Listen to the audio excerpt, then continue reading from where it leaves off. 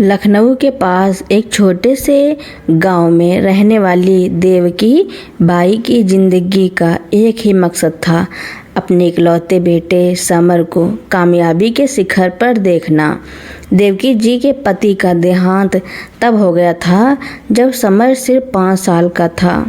देवकी जी ने गांव-गांव जाकर लोगों के खेतों में कड़कती धूप में मजदूरी की, सिर पर ईंटें ढोई और रात भर जागकर सूत काता ताकि समर की पढ़ाई में कोई कमी न आए। समर पढ़ने में बहुत तेज था। उसका दाखिला शहर के सबसे बड़े इंजीनियरिंग कॉलेज में हो गया और फिर उसे अमेरिका की एक बहुत बड़ी मल्टीनेशनल कंपनी में लाखों के पैकेज पर नौकरी मिल गई। देवकी जी की आंखों के आंसू अब खुशी में बदल चुके थे। 3 साल बाद समर का फ़ोन आया, माँ मैं भारत आ रहा हूँ। मेरी शादी मेरी कंपनी के मालिक की बेटी तनुजा से तय हो गई है। शादी दिल्ली के सबसे आलीशान रिजॉर्ट में है। तुम बस अपनी तैयारी रखो। देवकी जी की खुशी का ठिकाना नहीं था। वो अपनी फटी हुई चप्पल और सबसे अच्छी लेकिन पुरानी सूती साड़ी पहनकर भारी मन और ढेर सारे आशीर्वाद के साथ दिल्ली के उस आलीशान रिजॉर्ट पहुंची। रिजॉर्ट के बाहर बड़े बड़े बाउंसर और करोड़ों की गाड़ियां खड़ी थी। जैसे ही देवकी जी अंदर जाने लगीं, समर ने उन्हें गेट के पास ही रोक लिया। समर के साथ एक बेहद आधुनिक और घमंडी लड़की खड़ी थी, तनुजा। समर, यह देहाती औरत कौन है और इसके पैरों में यह फटी चप्पल क्यों है? तुम्हारे रिजॉर्ट का स्टैंडर्ड खराब कर रही हैं, तनुजा ने नाक सिकोड़ते हुए कहा। समर ने अपनी माँ की तरफ देखा, जिसके हाथों में गांव की मिट्टी के छाले थे। अपनी अमीर मंगेतर के सामने शर्मिंदा होने के डर से समर ने झूठ बोल दिया। तनुजा, ये मेरी माँ नहीं है। ये तो हमारे गांव की एक दाई माँ है जो मेरे बचपन में हमारे यहाँ काम करती थी। बस आशीर्वाद देने चली आई। देवकी जी के दिल पर मानो बिजली गिर गई। जिस बेटे को पालने के लिए उन्होंने अपनी पूरी जवानी पत्थर तोड़ने में गुजार दी, आज उसने उन्हें एक नौकरानी बता दिया। देवकी जी ने रोते हुए कहा, समर तूने। आप चुप रहिए दाई माँ, अंदर मेहमान हैं। आप पीछे के रास्ते से वीआईपी काउंज की सफाई करने वाले हिस्से में जाकर बैठिए, समर ने बेहद रूखे स्वर में कहा और उन्हें धक्का देकर पीछे भेज दिया। शाम को जयमाला का कार्यक्रम चल रहा था। देवकी जी एक कोने में खंभे के पीछे छिपकर अपने बेटे को दूल्हा बने देख रही थी। उनकी आंखों में आंसू बह रहे थे, लेकिन ममता अब भी समर के लिए दुआएं मांग रही थी। तभी तनुजा की नज़र उन पर पड़ गई। तनुजा ने चिल्लाकर कहा, यह बदबूदार बुढ़िया यहाँ क्या कर रही है? वेटर, इसे यहाँ से भगाओ। देवकी जी घबरा गईं और पीछे हटने लगी। तभी उनका पैर एक महंगे फूलों के गुलदस्ते से टकरा गया और वह गुलदस्ता जमीन पर गिरकर टूट गया। गुस्से से पागल होकर तनुजा आगे बढ़ी और उसने देवकी जी के चेहरे पर जोरदार तमाचा जड़ दिया। तुम्हारी औकात कैसे हुई मेरी शादी का डेकोरेशन खराब करने की? भीख मांगनी है तो बाहर सड़क पर जाओ। और तनुजा ने देवकी जी को जोर से लात मारकर फर्श पर गिरा दिया। देवकी जी फर्श पर पड़ी दर्द से कराह रही थी। उनकी फटी टूटी चप्पल दूर जा गिरी थी। उन्होंने समर की तरफ देखा, लेकिन समर तमाशबीन बना खड़ा रहा। उसने आगे बढ़कर अपनी माँ को उठाने के बजाय गार्ड से कहा, इसे घसीटकर बाहर करो, इसने शादी का मूड खराब कर दिया। जैसे ही 2 मोटे गार्ड्स देवकी जी को घसीटकर रिजॉर्ट के मुख्य द्वार पर ले गए, अचानक आधी रात को पूरे इलाके में हुंटर्स और पुलिस एस्कॉर्ट का ऐसा सायरन बजा कि शादी में मौजूद देश विदेश के बिजनेसमैन और नेता चौंक गए। काले रंग की 5 बुलेट प्रूफ गाड़ियों का काफिला रिजॉर्ट के अंदर दाखिल हुआ। गाड़ियों पर भारत सरकार, राजकीय अतिथि और एक बहुत बड़े ग्लोबल कॉरपोरेट का लोगो लगा था। तनुजा के अरबपति पिता, जो खुद को बहुत बड़ा बिजनेसमैन समझते थे, दौड़ते हुए बाहर आए। रिजॉर्ट का मालिक और दिल्ली के बड़े बड़े अधिकारी हाथ जोड़कर खड़े हो गए। तनुजा के पिता ने कहा, अरे यह तो रुद्राक्ष ग्रुप ऑफ इंडस्ट्रीज की ग्लोबल चेयरपर्सन और भारत सरकार की मुख्य आर्थिक सलाहकार की गाड़ियां हैं। वो यहाँ हमारी शादी में आई हैं। तनुजा और समर भी खुश होते हुए आगे बढ़े कि शायद कोई बहुत बड़ा वीआईपी मेहमान उनकी शादी में आया है। गाड़ी का दरवाज़ा खुला। उसमें से एक आईएएस अधिकारी बाहर निकला। उसने चारों तरफ देखा और उसकी नज़र जमीन पर पड़ी देवकी जी पर गई। वह अधिकारी तुरंत दौड़ता हुआ आया और घुटनों के बल बैठ कर जमीन में बोला, मैडम, आप यहाँ इस हालत में? सरप्राइज इंस्पेक्शन के चक्कर में आपने हमें बताया भी नहीं कि आप इस रिजॉर्ट में हैं। इन गार्ड्स की यह मजाल। अधिकारी गुस्से से कांप रहा था। पूरे हॉल में सन्नाटा छा गया। तनुजा, समर और उसके ससुर के होश उड़ गए। तनुजा के पिता ने कांपते हुए पूछा, ऑफिसर, आप इस मामूली इस दाई माँ के पैर क्यों छू रहे हैं? ऑफिसर ने माइक उठाया और उसकी आवाज़ पूरे रिजॉर्ट में गूंज उठी। मामूली औरत, होश में आओ मिस्टर बिल्डर। यह डॉक्टर देवकी रुद्राक्ष बाई हैं, देश के सबसे बड़े 10,000 करोड़ के एग्रो मसाला और टेक्सटाइल साम्राज्य की अकेली मालकिन। जिस अमेरिका की कंपनी में यह समर काम करता है, उस कंपनी के 60% शेयर्स इसी माँ के रुद्राक्ष ग्रुप के पास हैं। ये चाहे तो 1 सेकंड में तुम्हारी पूरी खानदान को सड़क पर ला सकती हैं।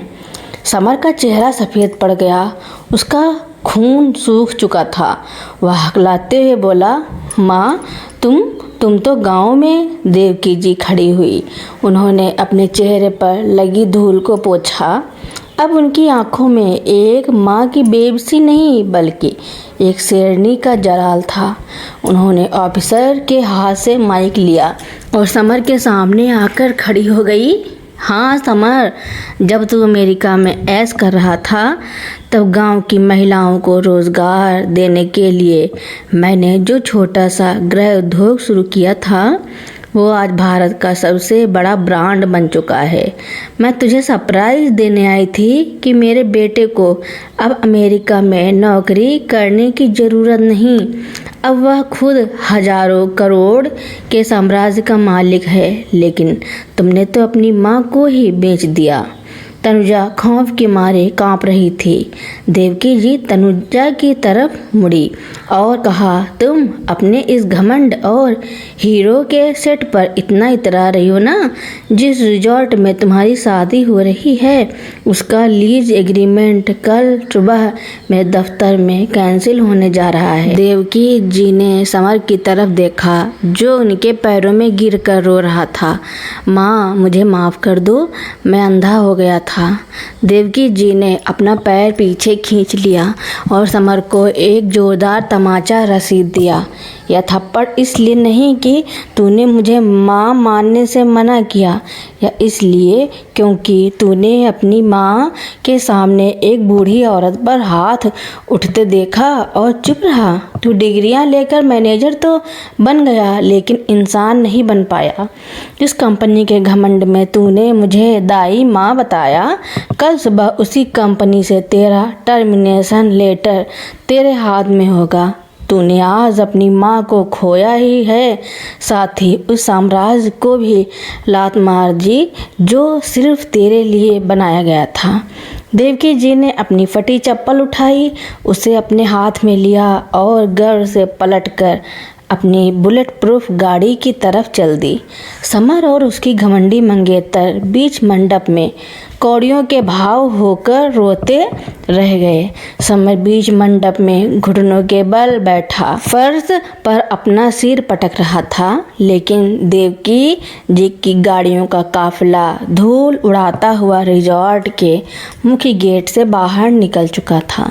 शादी का वो आलीशान माहौल अब किसी शमशान की खामोशी में बदल गया था। मेहमान कानाफूसी कर रहे थे और मीडिया वाले जो कुछ देर पहले तक नताशा और समर की तस्वीरें ले रहे थे, अब इस महाधमाके की ब्रेकिंग न्यूज़ बनाने में जुट गए थे। तनुजा का घमंड पल भर में हवा हो चुका था। उसने गुस्से और खौफ में समर की शेरवानी का कॉलर पकड़ा और चिल्लाई, यह क्या बकवास है समर? तुमने मुझसे कहा था कि तुम अनाथ हो, तुम्हारी कोई औकात नहीं है। तुम्हारी माँ 10,000 करोड़ की मालकिन है और तुमने यह बात मुझसे छुपाई। तनुजा के पिता ने आगे बढ़कर तनुजा को पीछे खींचा और समर को एक जोरदार लात मारी। दफा हो जाओ यहाँ से कंगाली के पुतले। जिस कंपनी के दम पर मैं अपनी बेटी की शादी तुमसे कर रहा था, उसकी मालकिन तुम्हारी माँ है। अब ना तुम्हारे पास नौकरी बचेगी और ना पैसा। मेरी बेटी तुम्हारे जैसे सड़क छाप के साथ नहीं रहेगी। यह शादी अभी और इसी वक्त टूटती है। तनुजा के पिता ने मेहमानों और पंडित को बाहर जाने का इशारा कर दिया। देखते ही देखते कुछ ही मिनटों में वो आलीशान रिजॉर्ट पूरी तरह खाली हो गया। समर अकेला फटे हुए दूल्हे के लिबास में फर्श पर बिखरे फूलों के बीच बैठा अपनी तकदीर पर रो रहा था। अगली सुबह ठीक 9 बजे न्यूयॉर्क की उस मल्टीनेशनल कंपनी के बोर्ड रूम में एक इमरजेंसी वीडियो कॉन्फ्रेंसिंग कॉल शुरू हुई, जहां समर काम करता था। समर पूरी रात सोया नहीं था। उसकी आंखें सूज चुकी थी। वह अपने लैपटॉप के सामने कांपते हाथों से बैठा था। स्क्रीन पर कंपनी के अमेरिकी सीईओ और उनके साथ भारत सरकार के 2 बड़े अधिकारी दिखाई दे रहे थे, लेकिन सबसे बीच की बड़ी स्क्रीन पर जो चेहरा उभरा, उसे देखकर समर की सांसें अटक गईं। सफ़ेद कड़क कॉटन की साड़ी पहने, माथे पर बड़ी सी लाल बिंदी लगाए डॉक्टर देवकी रुद्राक्षबाई बैठी थी। उनके चेहरे पर अब कोई दर्द नहीं, बल्कि एक बेहद शक्तिशाली बिजनेस टाइकून की गंभीरता थी।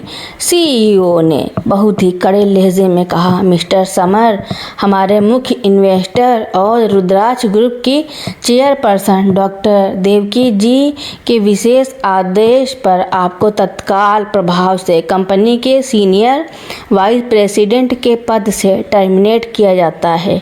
इतना ही नहीं, आपको कारपोरेट और धोखाधड़ी और नैतिक पतन के कारण आपका वर्क वीज़ा भी कैंसिल किया जा रहा है। आपको अगले 24 घंटे के भीतर अमेरिका छोड़ना होगा। माँ प्लीज़, माँ ऐसा मत करो, मैं सड़क पर आ जाऊँगा। समर स्क्रीन के सामने हाथ जोड़कर गिड़गिड़ाया। देवकी जी ने बहुत ही शांत लेकिन बर्फीली आवाज़ में माइक अपने पास किया। समर, इस बोर्ड रूम में मैं तुम्हारी माँ नहीं, इस कंपनी की सबसे बड़ी शेयर होल्डर हूँ और मेरा यह वसूल है कि जो इंसान अपनी जन्म देने वाली माँ की इज्जत नहीं कर सकता, वो मेरी कंपनी और मेरे देश के लिए कभी वफादार नहीं हो सकता। तुम आज ही अमेरिका छोड़ रहे हो। और हाँ, देवकी जी की आवाज़ थोड़ी सख्त हुई, तुम्हारी मंगेतर तनुजा के पिता के खिलाफ भी टैक्स चोरी और अवैध कंस्ट्रक्शन के मामलों की फाइलें खुल चुकी हैं। जिस रिजॉर्ट में कल रात एक बुजुर्ग औरत पर लात घूंसे चले थे, उस रिजॉर्ट को सील करने का सरकारी आदेश जारी हो चुका है। 6 महीने बीत गए। दिल्ली की एक बेहद तंग और बदबूदार बस्ती में जहां मजदूर और दिहाड़ी कमाने वाले लोग रहते थे, वहां एक कंस्ट्रक्शन साइट पर ईंटें ढोने का काम चल रहा था। कड़ी धूप में सिर पर लोहे का तसला रखे फटे हुए कपड़ों में एक लड़का पसीने से लथपथ ईंटें ले जा रहा था। ठेकेदार ने पीछे से आकर उसकी पीठ पर एक डंडा मारा। ए समर, हाथ तेजी से चला, मुफ्त के पैसे नहीं मिलते यहाँ। काम नहीं करना तो दफ़ा हो जा। हाँ, वो समर ही था, अमेरिका का वो बड़ा मैनेजर जो कभी लाखों के सूट पहनता था। आज 300 रुपए की दिहाड़ी के लिए उसी धूप में ईंटें ढो रहा था, जिस धूप में उसकी माँ ने उसके लिए पूरी जवानी जला दी थी। उसकी कंपनी ने उसे ब्लैक लिस्ट कर दिया था, जिसके कारण उसे पूरे देश में कहीं कोई चपरासी की नौकरी भी देने को तैयार नहीं था। उधर तनुजा और उसके पिता का पूरा बिजनेस साम्राज्य दिवालिया हो चुका था। उनके सारे बैंक अकाउंट फ्रीज थे और वे कोर्ट कचहरी के चक्कर काट रहे थे। दूसरी तरफ लखनऊ के एक विशाल और अत्याधुनिक कॉरपोरेट हेडक्वार्टर के बाहर हजारों महिलाओं की भीड़ जमा थी। आज रुद्राज फाउंडेशन का वार्षिक उत्सव था, जहां देश भर की गरीब और बेसहारा महिलाओं को आत्मनिर्भर बनाने के लिए मुफ्त मशीनें और लोन बांटे जा रहे थे। मंच पर डॉक्टर देवकी जी बैठी थी। उनकी आंखों में आज एक अलग ही सुकून था। उन्होंने अपने भाषण में कहा, पैसा और डिग्री आपको बड़ा पद तो दिला सकते हैं, लेकिन बड़ा इंसान नहीं बना सकते। जो औलाद अपनी माँ के त्याग को भूल जाए, वो मिट्टी से कटे हुए उस पेड़ की तरह है, जो दिखने में कितना भी ऊंचा हो, एक दिन उसे गिरना ही होता है। मेरा साम्राज्य मेरे बेटे के लिए नहीं, बल्कि इस देश की उन हजारों माताओं और बहनों के लिए हैं, जो अपने खून पसीने से देश को सींचती है। पूरा हॉल तालियों की गड़गड़ाहट से गूंज उठा। देवकी जी ने अपने पैरों की तरफ देखा, जहां आज भी सोने के ताज जैसी प्रतिष्ठा के बीच वही सादगी और स्वाभिमान की चमक थी। माँ ने बेटे के मोह को त्याग कर समाज की हजारों बेटियों और माताओं को अपना परिवार बना लिया था। समर को लगा था कि ईंट ढोकर और 300 रुपए की दिहाड़ी कमाकर उसके पापों का प्रायश्चित हो जाएगा, लेकिन कर्मा की अदालत का इंसाफ अभी बाकी था। उसी शाम जब समर धूप में झुलस कर अपनी पीठ का दर्द सहते हुए कंस्ट्रक्शन साइट के एक कोने में बैठा सूखी रोटी चबा रहा था, तभी वहां काले रंग की चमचमाती गाड़ियां आकर रुकी। गाड़ियों से पुलिस के आला अधिकारी और रुद्राज ग्रुप के लीगल हेड उतरे। उनके हाथों में कुछ कानूनी दस्तावेज थे। समर डर कर खड़ा हो गया। लीगल हेड ने समर की तरफ देखते हुए घृणा से कहा, मिस्टर समर, देवकी जी के आदेश पर आपके खिलाफ एक और कानूनी कार्रवाई शुरू की गई है। जब आप अमेरिका में थे, तब आपने मां के नाम पर गांव की जमीन का मुआवजा उठाने के लिए उनके फर्जी दस्तखत किए थे।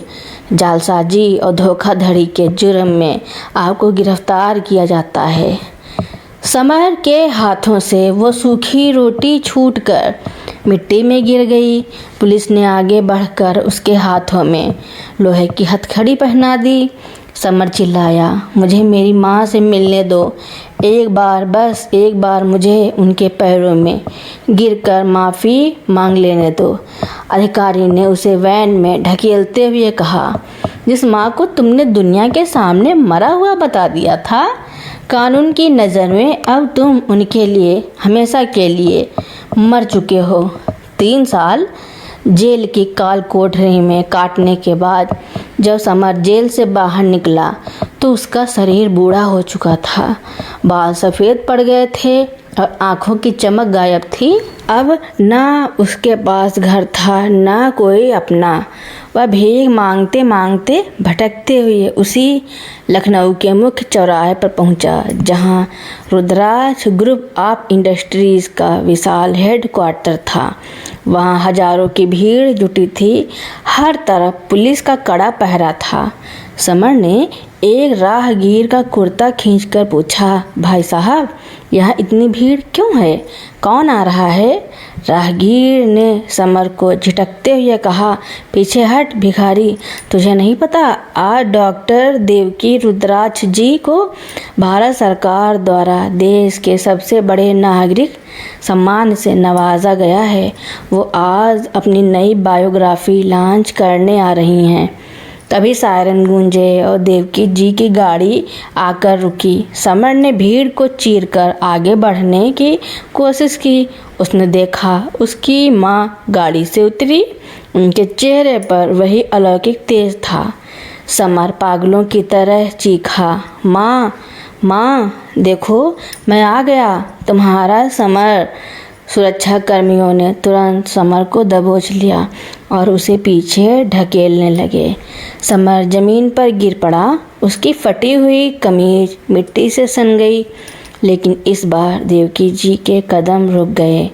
उन्होंने कर्मियों को हाथ के इशारे से रोका। पूरा हुजूम शांत हो गया। देवकी जी धीरे धीरे चलकर उस भिखारी की हालत में पड़े समर के पास आईं। समर ने रोते हुए उनके पैर पकड़ लिए।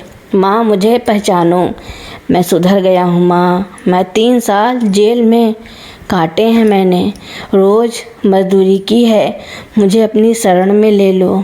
माँ, मैं भूखा मर रहा हूँ। देवकी जी ने नीचे झुककर समर के हाथों को अपने पैरों से हटाया।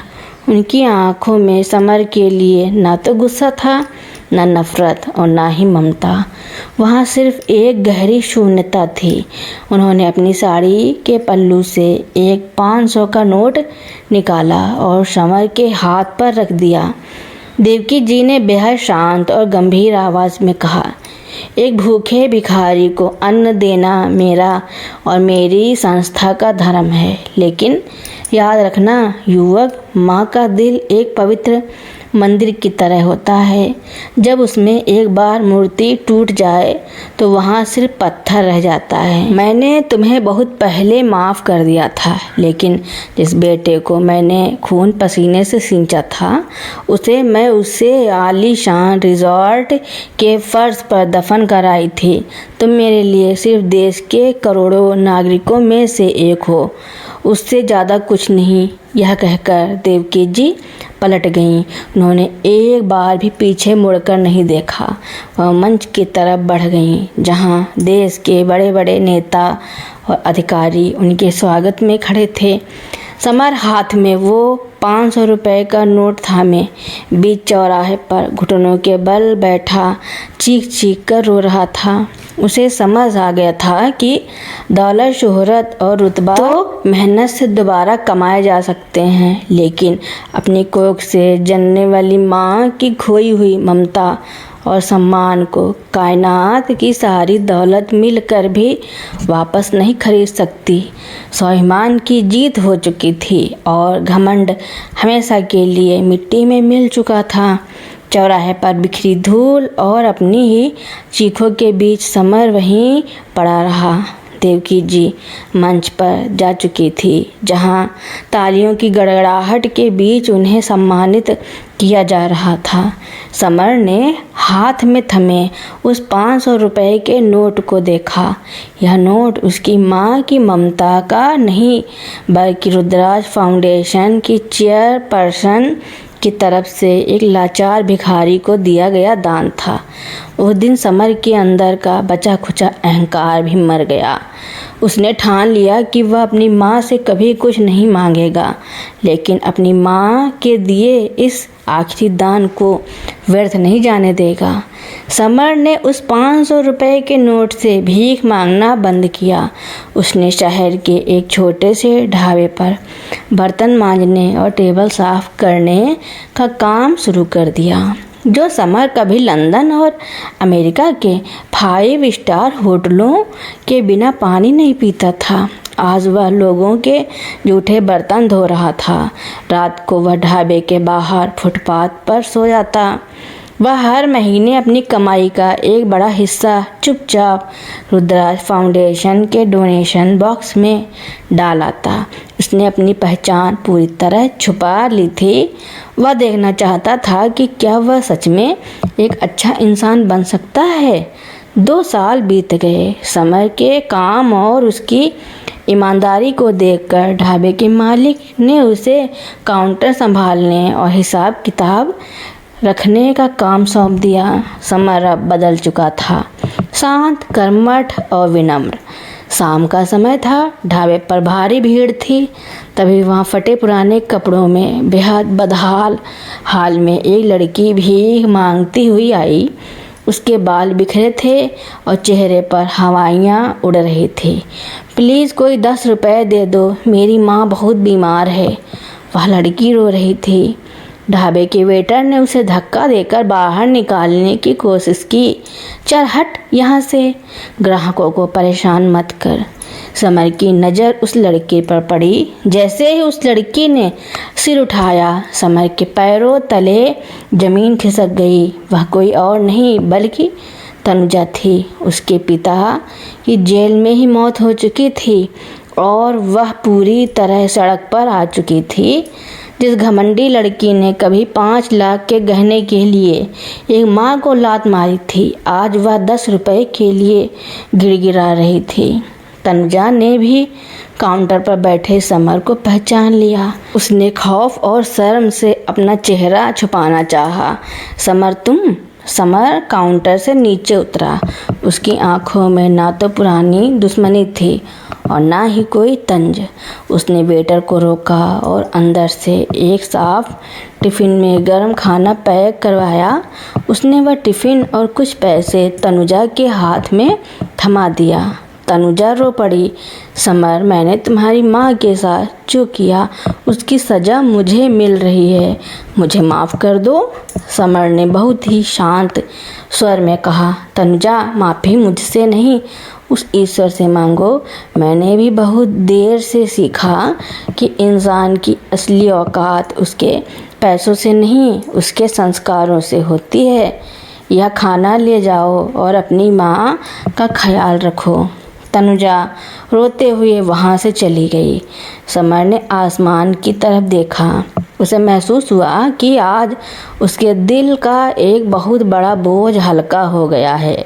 समय का पहिया घूमता रहा। 5 साल और बीत गए। डॉक्टर देवकी रुद्राक्षबाई का स्वास्थ्य अब काफ़ी गिर चुका था।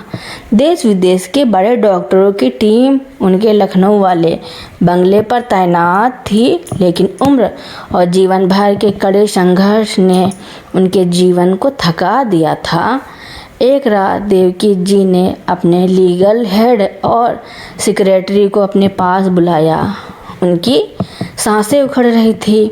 उन्होंने बहुत ही कमज़ोर आवाज़ में कहा, मैंने अपने साम्राज्य का 90% हिस्सा ट्रस्ट को दे दिया है, लेकिन मेरी अलमारी के लॉकर में एक छोटा सा लिफाफा है।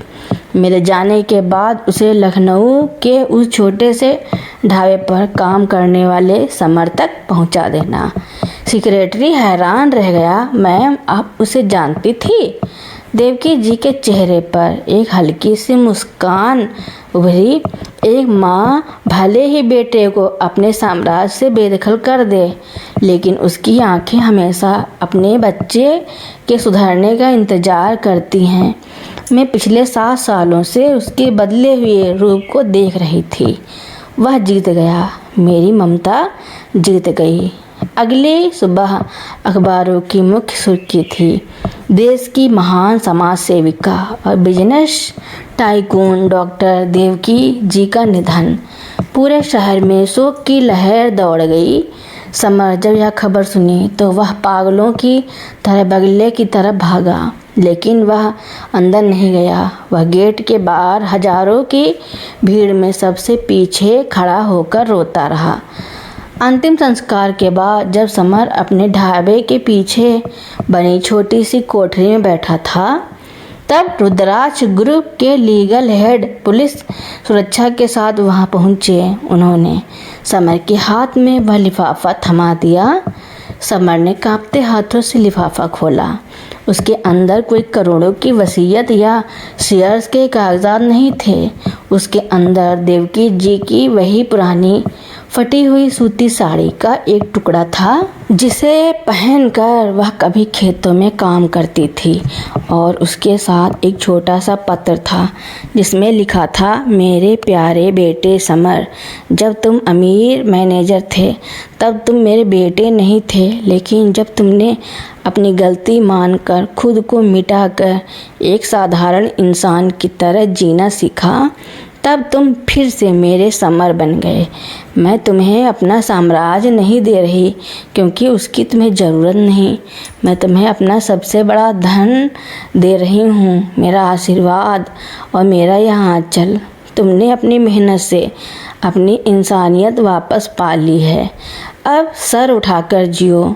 समर ने उस साड़ी के टुकड़े को अपने सीने से लगा लिया और घुटनों के बल बैठकर फूट फूट कर रोने लगा। उसे माँ की अरबों की दौलत नहीं मिली थी, लेकिन उसे ब्रह्मांड की सबसे कीमती चीज़ मिल चुकी थी, एक माँ का खोया हुआ आशीर्वाद और क्षमा। घमंड का साम्राज्य पूरी तरह ढह चुका था और एक माँ के त्याग, स्वाभिमान और अमर ममता की कहानी हमेशा के लिए इतिहास के पन्नों में दर्ज हो चुकी थी। तो दोस्तों, मेरी कहानी सुनने के लिए आपका बहुत बहुत धन्यवाद। ऐसी ही नई नई कहानियाँ सुनने के लिए मेरे चैनल को लाइक, कमेंट, शेयर, सब्सक्राइब एवं बेल आइकन का बटन दबाना ना भूलना, ताकि मेरी नई नई कहानियाँ आप लोगों तक पहले ही पहुँचती रहें। धन्यवाद।